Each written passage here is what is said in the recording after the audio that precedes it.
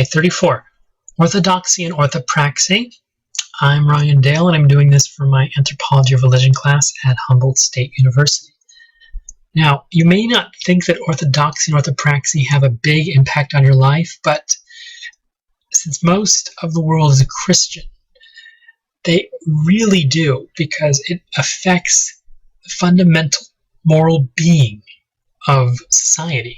Because, as we all know, the ethics of the society are imposed based on religious beliefs of the society in which they derived from.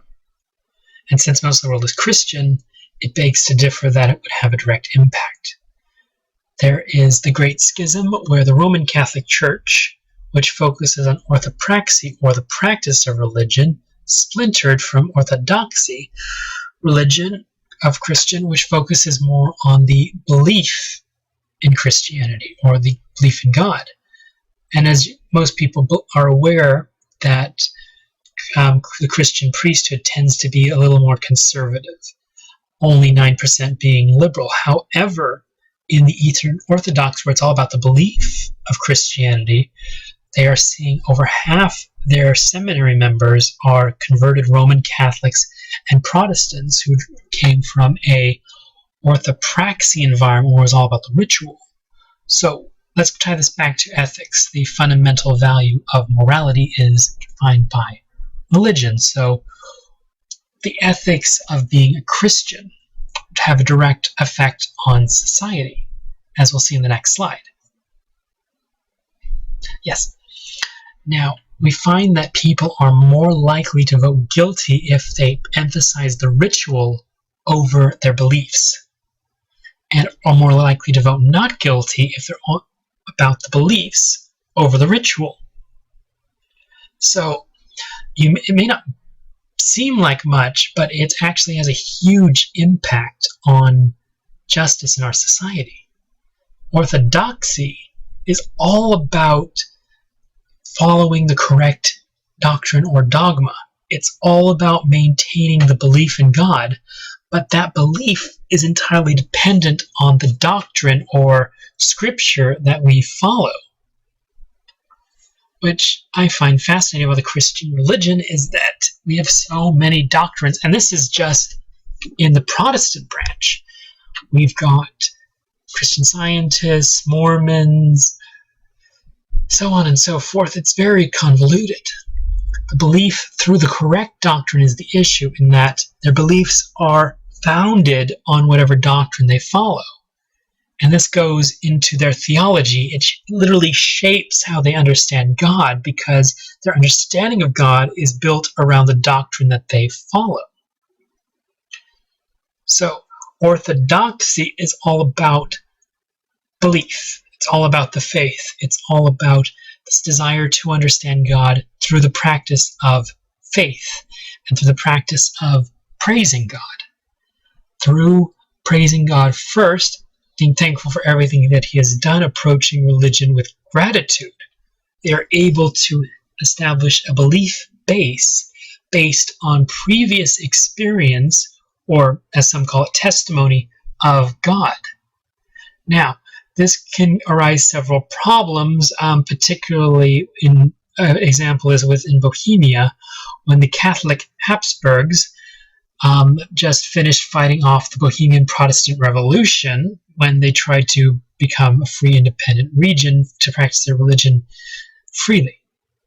As a result, they lost, and the Catholic conversion came in.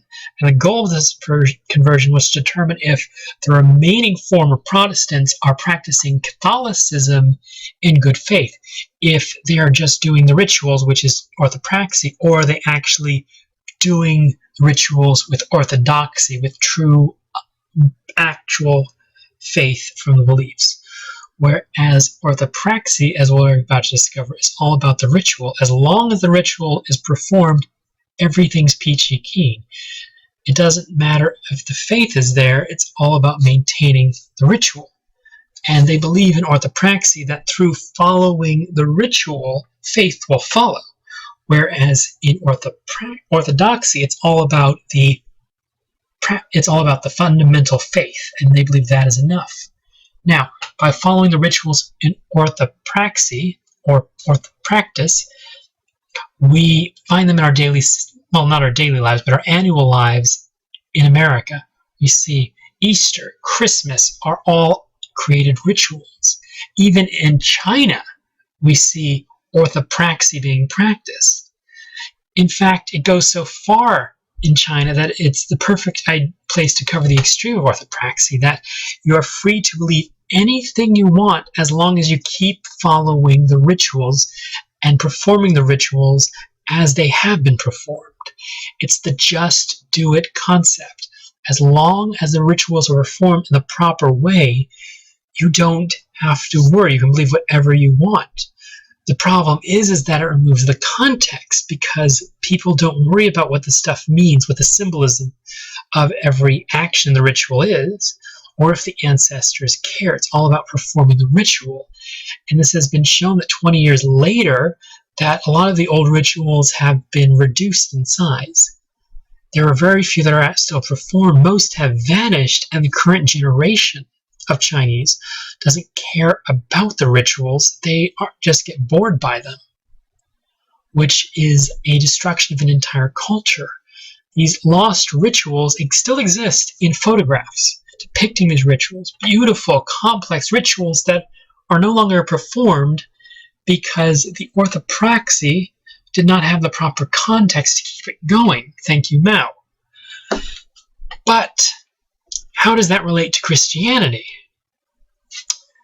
Christianity is all about maintaining a balance, in my view, between belief and the ritual. If the ritual is practiced with the belief, with the context of why you are doing this ritual, then the two work perfectly.